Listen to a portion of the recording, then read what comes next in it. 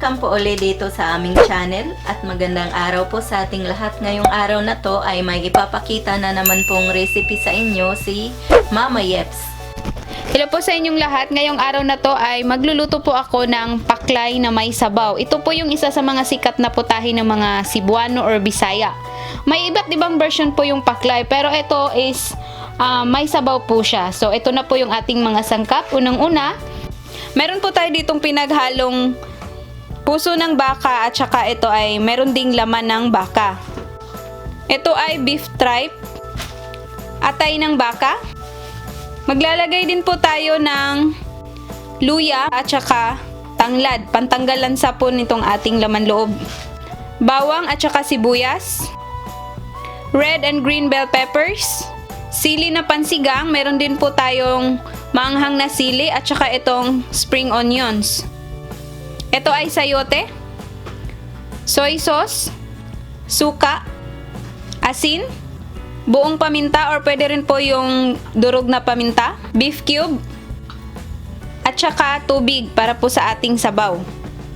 Ngayon ay magsimula na po tayong magisa. Kakailangan din pala natin ng konting oil para sa pagisa natin. So, ngayon ay magpapainit na po tayo ng mantika dito sa ating kawali at sindihan na din po natin yung ating stove. Ngayong mainit na po yung ating oil, ay pwede na nating unahing igisa tong ating luya.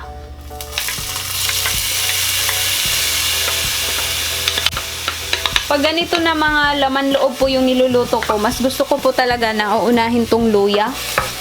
Kasi para makuha natin yung katas ng luya at mas ma-absorb po ng laman loob. Kasi ito ay magandang pantanggalan sa po ng ating laman loob.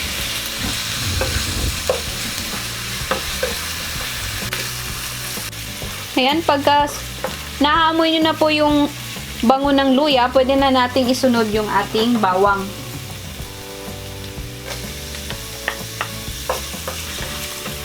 Hihintayin lang po natin na medyo mag light brown po yung ating bawang.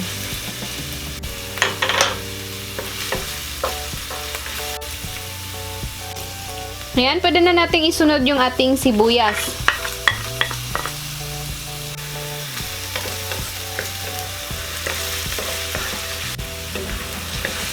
Ngayon po, pwede na nating ilagay itong ating pinaghalong laman ng baka at saka puso ng baka. Yan, gigisa na po natin yan.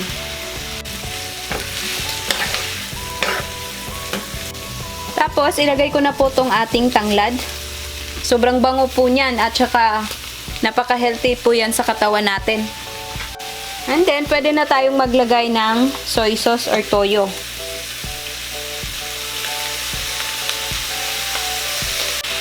Ilagay na rin po natin tong ating beef cube.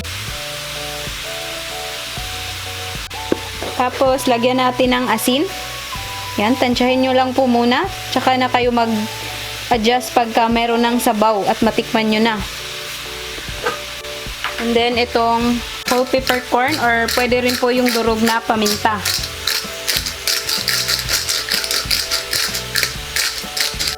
And then, haluin muna natin.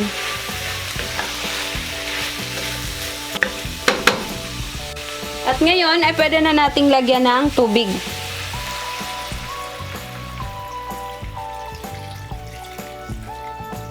Yan, hihintayin po natin na lumambot po yung ating puso at saka yung laman ng baka.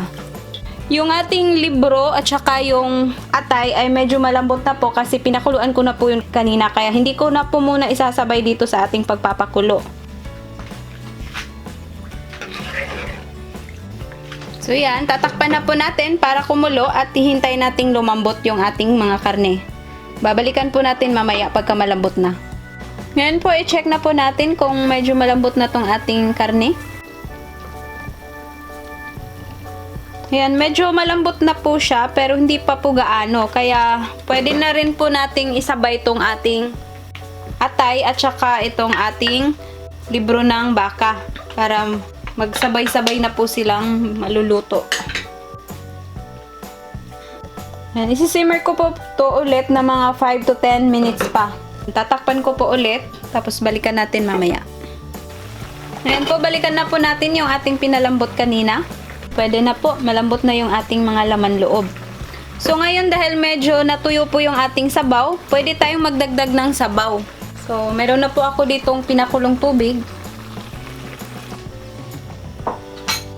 At dahil nagdagdag po tayo ng tubig, medyo matabang na po tong timpla natin. So i-adjust po natin yung lasa. Magdagdag po tayo ng asin or kahit anong mga seasoning po na gusto nyo pong ilagay. Medyo maputla po yung sabaw natin, dadagdagan po natin ng konting soy sauce. Yan, tatansyahin nyo lang po. Tapos dadagdagan ko rin ng ground black pepper. Masarap po ito pagka maraming ground black pepper.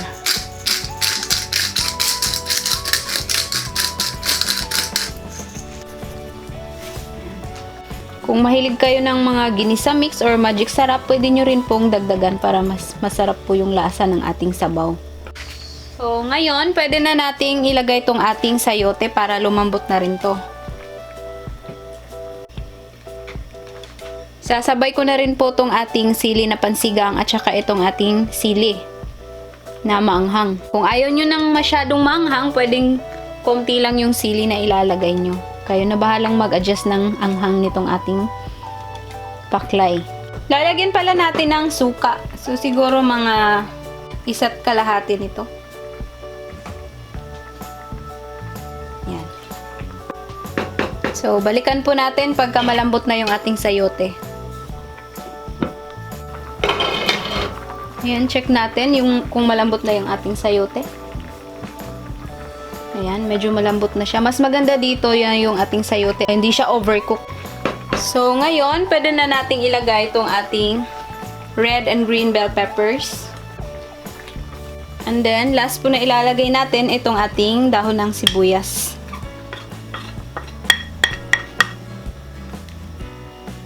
So, yan. Okay na po. Luto na po itong ating paklay na may sabaw. Patayin na po natin yung ating stove at hahanguin lang po natin para matikman at ma-serve na natin.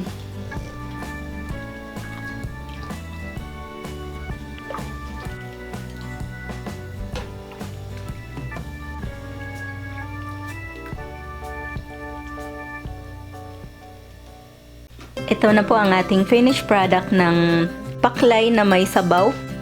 Maraming salamat po sa inyong panunood. Ito po ang inyong Ate Mayang na nagsasabing, mabuhay!